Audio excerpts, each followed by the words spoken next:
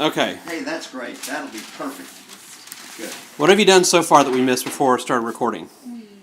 Well, let's see. We've mixed the ingredients, and the recipe calls for the single recipe is 1 cup of flour, 1/2 cup powdered sugar, 1 stick of butter. In other words, a 1/4 pound of butter. But with a good food processor, you can do the double the recipe. So it's 2 cups of flour, 1 cup of powdered sugar, and 2 sticks of butter. And that's what we have now in the food processor. And a food processor is necessary because if you had to do this with a pastry cutter, you'd be here all night. But anyway, this is the ingredients now that we're going to dump out on this parchment paper and work it a little bit like bread dough. And then we're going to roll it out to about a 1/4 of an inch, or well, about an 1/8 of an inch thick, or something like that.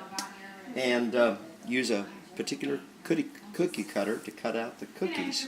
And this is genuine Scottish shortbread. And where did the recipe come from? This recipe came from a lady by the name of Helen Deans, who migrated from Scotland to Canada, then to Beaumont, Texas.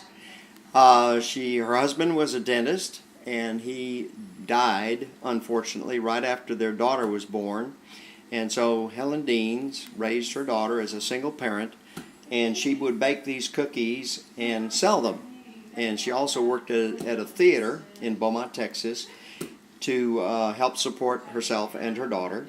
And when she retired, she gave out this recipe, and I was one of the recipients of it, and I do this in memory of her every time I bake them. They're great. Very cool.